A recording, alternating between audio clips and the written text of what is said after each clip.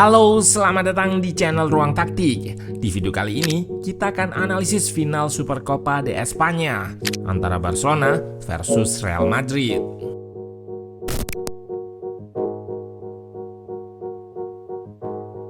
Barcelona berhasil membalas kekalahan di laga El Clasico jilid pertama bulan Oktober kemarin.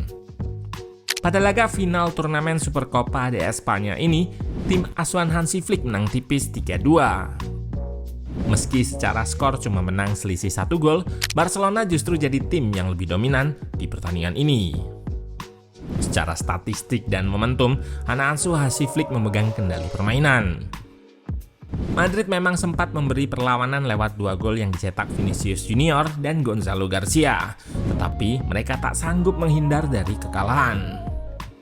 Taktik Xabi Alonso yang lebih pragmatis di laga sebelumnya memang berhasil melawan Atleti, namun kali ini tidak di hadapan rival abadinya. Nah, penasaran dengan bagaimana jalannya laga dari segi taktikal? Let's go, kita bahas sama-sama.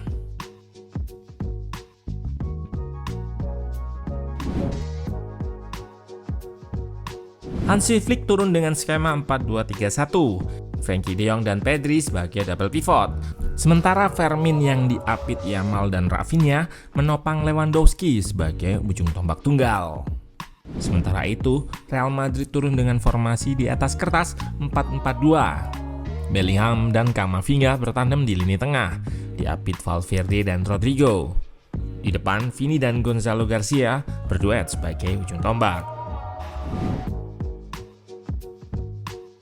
Meski turun dengan formasi di atas kertas 4-2-3-1, Barcelona sejatinya build up dengan shape 3-2-5. Terlihat di sini, Balde yang berposisi sebagai bek kiri naik sehingga Rafinha yang di sayap lebih ke tengah. Ia lebih sering terlihat berduet dengan striker. Koundé di belakang membentuk formasi 3 back dengan Cubarsí dan Eric Garcia. De Jong dan Pedri ada di posisi double pivot. Shape 3-2-5 ini dipakai supaya Barca bisa mengimbangi pertahanan Madrid yang kerap diisi 5 pemain. Secara struktur memang 3-2-5, namun anak asuh Hansi Flick butuh lebih dinamis untuk membongkar pertahanan Madrid. Pada beberapa momen ini, terlihat shape 3-1-6 dengan Pedri yang lebih naik. Tujuannya untuk menambah pemain di ruang antar lini dan depan. Sementara itu, kontras dengan lawannya yang mengandalkan possession dan umpan-umpan pendek, Real Madrid lebih memilih build up panjang seperti di laga sebelumnya. Dalam situasi bangun serangan, mereka membentuk shape 4-2. Bola akan diprogresikan langsung ke depan, di mana yang kerap jadi sasaran adalah sektor kiri serangan Madrid, tempat di mana Vinicius Junior beroperasi. Sebagai konsekuensi build up panjang, Real Madrid mempunyai sejumlah celah yang bisa diekspos lawan. Tujuan dari utama build up panjang tersebut adalah mengirim bola dari back langsung ke penyerang melewati lini tengah. Untuk itu, Madrid memilih menumpuk banyak pemain di depan.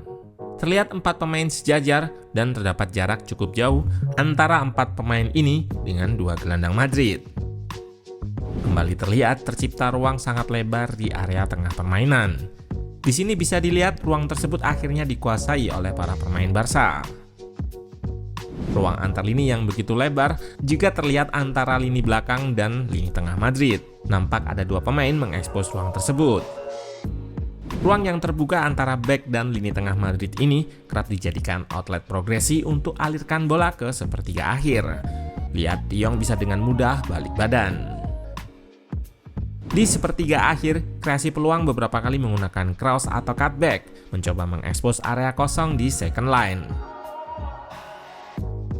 Ini juga membuat Barca beberapa kali mendapat ruang tembak yang cukup nyaman untuk coba ciptakan gol.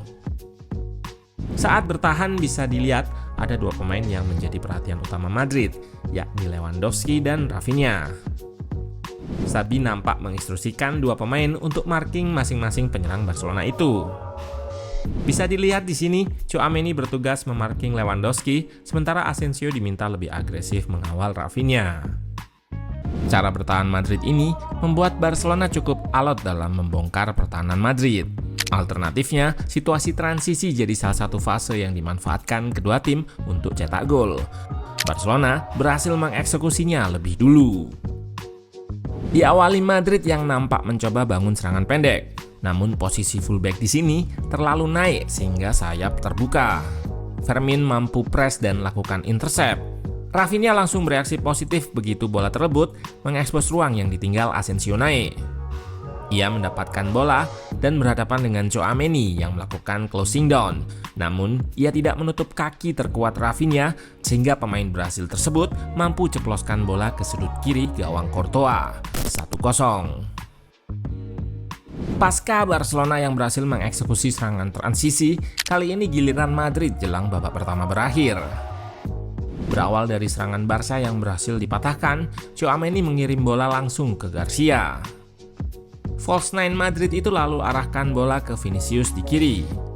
Tidak bisa dipungkiri, gol ini berkat aksi individual menawan Vini melewati 3 pemain untuk kemudian ceploskan bola ke gawang Joan Garcia.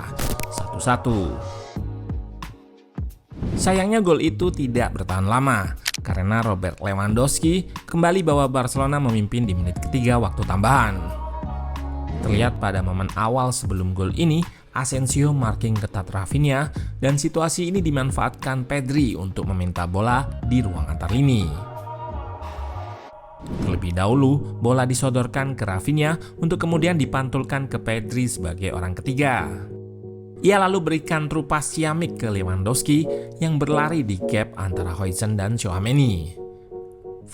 Lewi tak kalah menawan karena langsung diarahkan ke depan sehingga cukup dengan satu sentuhan ia bisa ceploskan bola melewati kepala Courtois. Drama terjadi di injury time babak pertama. Madrid menolak menyerah dan pada menit kelima waktu tambahan, Gonzalo Garcia kembali membuat skor sama kuat. Proses terjadinya gol juga melibatkan skema build up panjang Madrid. Namun sasaran dari long ball Courtois kali ini adalah sisi kanan sektor serang dan situasi chaos berhasil diciptakan sebelum akhirnya Bellingham berhasil menusuk yang kemudian bola dibuang oleh Garcia. Dari sepak pojok inilah Madrid bisa cetak gol.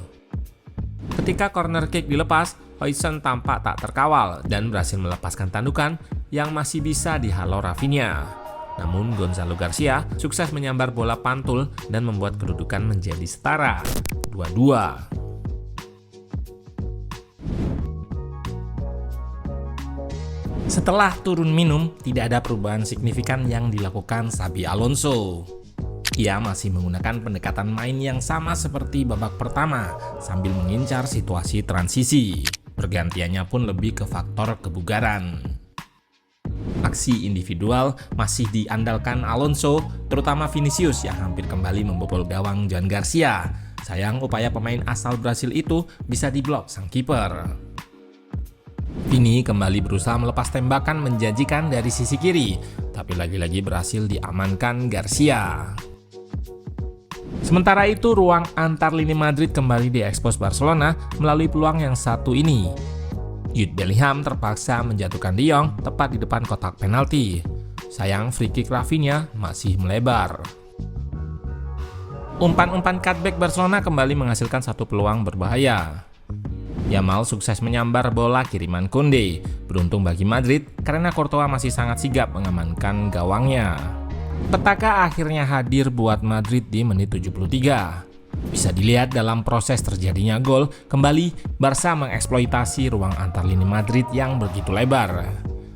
Kombinasi antara Olmo, Ferran, dan Rafinha kemudian dituntaskan penyerang asal Brasil tersebut tepat di tepi kotak penalti. Bola sempat membentur Asensio sehingga sedikit berubah arah dan mengelabui Courtois. 3-2 untuk Barca. Xabi Alonso buntu mencoba merespon keadaan dengan memasukkan sejumlah pemain termasuk Kylian Mbappe, tapi dengan kondisi yang belum sepenuhnya pulih. Menjelang laga berakhir, Barca bermain dengan 10 orang setelah De Jong diusir wasit, menyusul pelanggaran berbahayanya pada Mbappe. Ini membuat Hansi Flick melakukan penyesuaian taktik, menarik keluar Yamal dan memasukkan Araujo demi menambah kekuatan di sektor pertahanan. Meski bermain 10 orang, Barca mendapat kesempatan emas melalui serangan balik cepat. Sayangnya, finishing Rashford masih belum menemui sasaran. Hanya semenit berselang giliran Madrid yang dapat peluang. Kembali berawal dari pergerakan di sisi kiri. Güler melepas cutback ke tengah. Tchouaméni membiarkan bola lepas ke Carreras. Sayangnya tembakan mantan bek kiri Benfica itu terlalu lemah. Madrid terus menggempur, kembali mendapat peluang di detik-detik akhir. Setelah situasi corner, Mbappe berhasil melepaskan crossing dari sisi kiri serangan Madrid. Bola ditanduk oleh Asensio namun masih lemah. Barcelona akhirnya resmi dinobatkan sebagai juara Piala Super Spanyol edisi 2025-2026 dengan kemenangan 3-2.